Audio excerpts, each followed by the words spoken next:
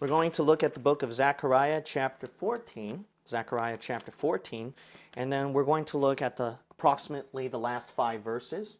So there's big news going on concerning May 14th as the rapture date.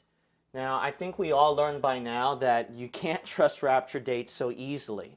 So there were many interesting historical events and numerology in the Bible that they tied into, which is not a coincidence. It's very interesting. And then they suppose that to be the rapture date. However, in dispensationalism, what men learn from history is that men never learn from history. So you got to realize this: all previous rapture dates has significant historical events, verses, etc. So if they failed, you got to be careful with this date too. So we don't believe in pinpointing an exact rapture date setting and saying it will certainly happen. However, there are some interesting points here that it could, the Lord, you never know, he might think of that as an interesting time to drop by. So y'all heard about Israel's 70 years. So they're going to be celebrating that. Now, within Israel's 70 years, if you look at the Bible, there is significance with the number 70. There are significances with the number 70. The first thing is actually the Babylonian captivity, you got to understand. So as you might recall, in the Babylonian captivity, the children of Israel were enslaved for 70 years. Now, this is what's really interesting. A lot of future end times prophecy about restoration of the nation of Israel, the restoration of the nation of Israel, it refers to end times. However, a lot of it was fulfilled in the first century, or not the first century, it was fulfilled right after the Babylonian captivity. So when God talked about the nation of Israel being restored, yes, some of it applied to future millennium or tribulation end times, but some of it also applied right at the end of the Babylonian captivity. So when God says that Israel was done for 70 years in captivity and they'll be restored, I mean, who's to say that this might not connect with end times, right, with 70 years? Because some of it was fulfilled at the early centuries, and a lot of it does apply to end times. So that's one interesting point. The second thing is that the first Jewish revolt,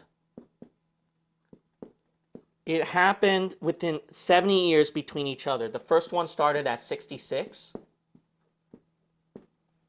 AD, and then 70 years passed by, and then it ended at 136 AD. And then you know the story. The nation of Israel was scattered forever. A second historical event. Coincidentally, 70 years. Interesting. The third thing, so I will move over here, that way people can see better. The third thing, now this is probably even more interesting, the first Jewish purchase of the land of Palestine.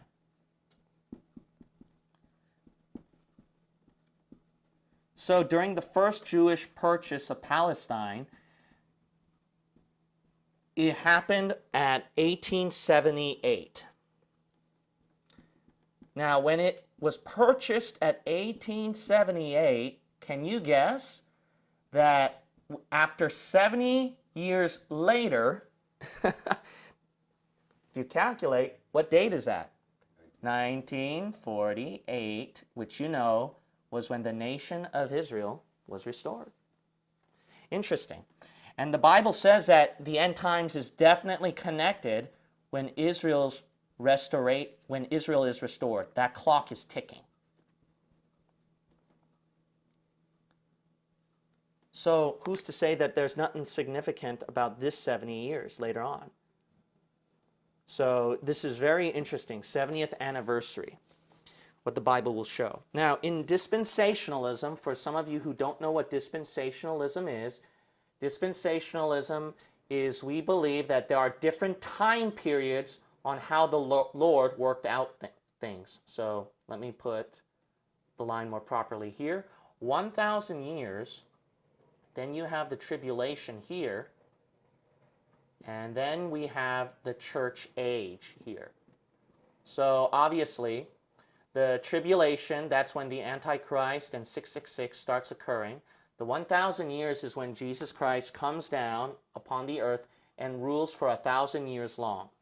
Now, the thing is this, how they estimate with May 14th is the key verse is Zechariah 14, people argue. Because there's a certain feast called Feast of Tabernacles.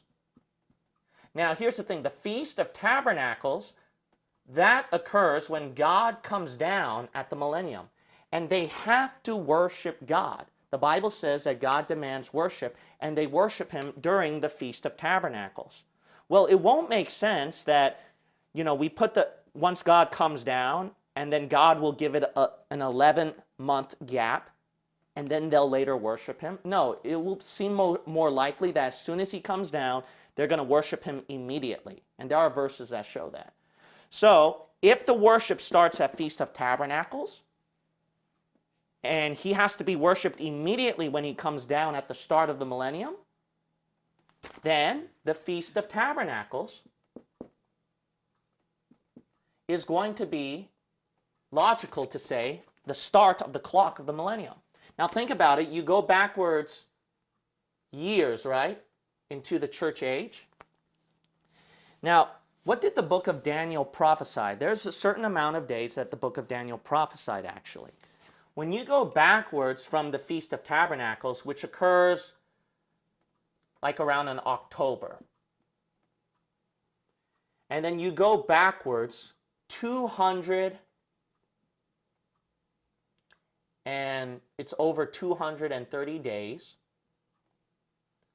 So when you go beyond 230 days and you go backwards, there are people who estimate from the Bible calendar to be like around 6 1/3 years approximately.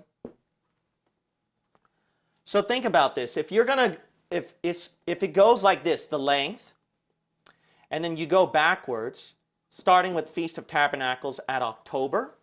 Okay, 6 years, October. 1/3, so then let's say like 4 months. So then October, September, August, July, and you got like around July or June, right? So let's put it right here. So then there are people that suppose that's going to be like around the summertime, right? July or June. Let's put June here.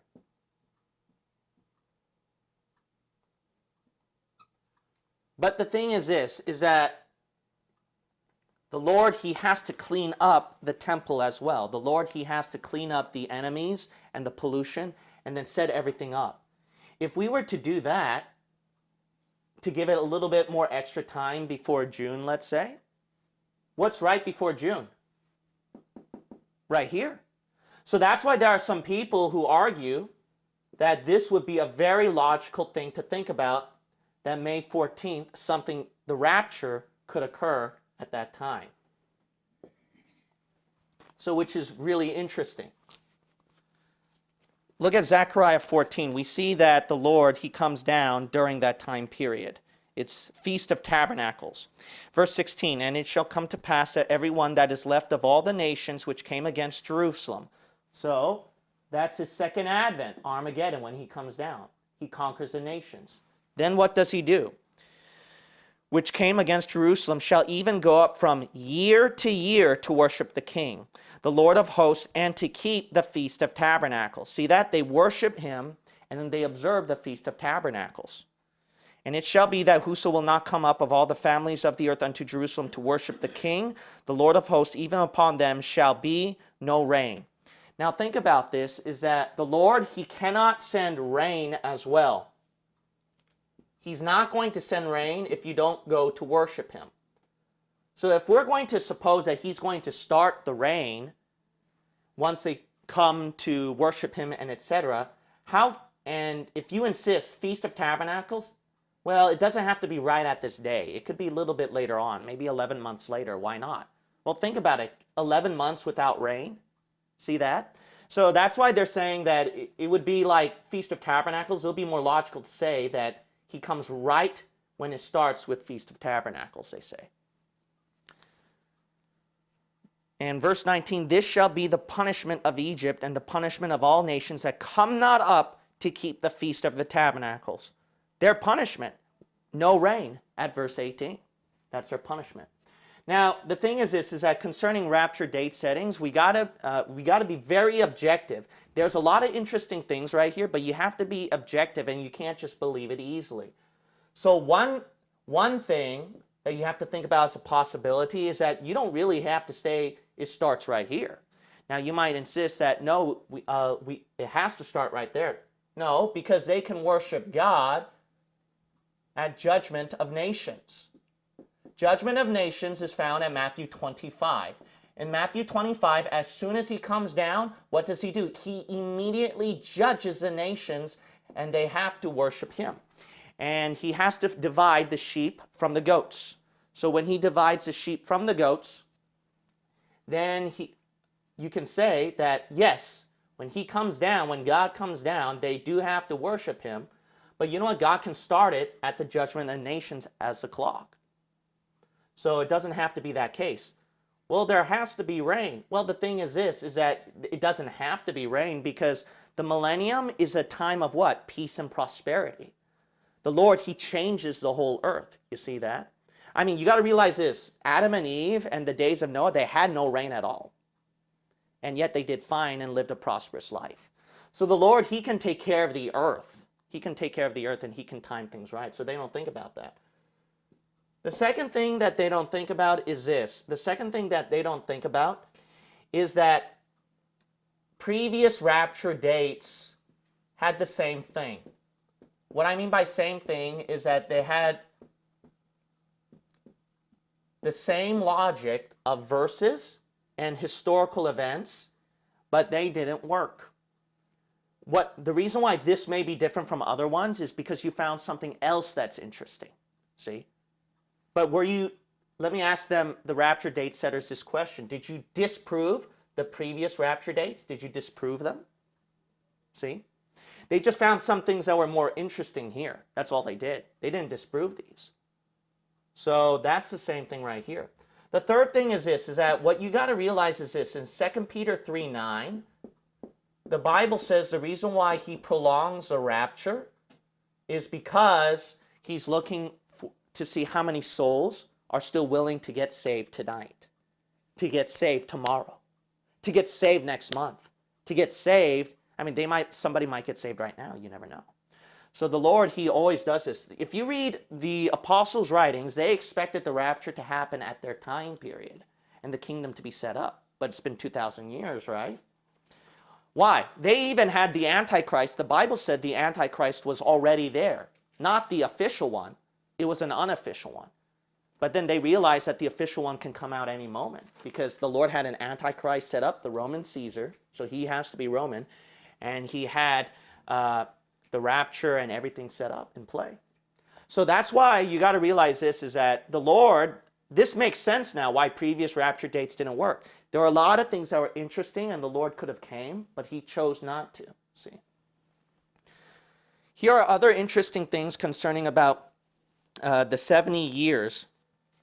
Concerning the 70 years, which is really interesting, is that why this date is so significant, is that there were a lot of Palestinians that were organizing protests from March 30 to May 15th, which is very interesting.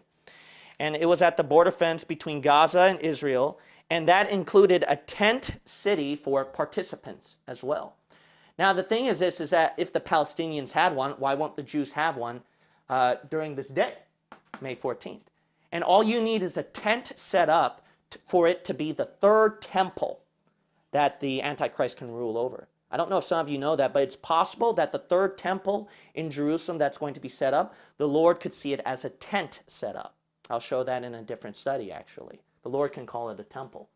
So that's really interesting right there. Another thing that's interesting about and significant about this date, which is why they think that it could be the rapture, is this one's obviously the one of the most interesting ones. America has vowed to move their embassy to Jerusalem on May 14th to add to the celebration of Israel's 70th anniversary. I think that's a really big thing. I mean, this has never happened before. Israel's getting it.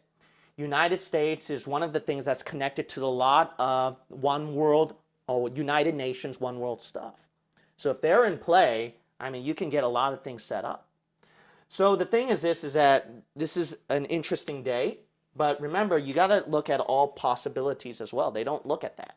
They don't look at all possibilities, and then I get people who give me calls or emails and say that the rapture is happening at that day because there are so many verses and historical events and numbers that show it. And I just tell them the same thing. Yeah, it is interesting, but the thing is this, is that you can't lose sleep over it. You don't know when it's going to happen. I mean, the Bible never said clearly it has to be at those times and in those dates. And you know what happened? The people lost sleep over it. And when the date passed, they got really distraught about it, really distraught. So when there are people who set up these rapture dates, you got to watch out for that, especially when people say at the end, I'm not saying this is the exact day of the rapture. I don't like that. Why would you spend 30 minutes and all this kind of conundrum as if you're trying to persuade them to believe that the date will happen? And then you use the line as a cop-out that I'm not saying this is a date for the rapture. The person who's speaking might not believe it's the exact date of the rapture, but the people watching online, what do you think they're going to think? They're going to be persuaded that it's the rapture date. So that's why you got to watch out for this kind of stuff, these rapture date setters.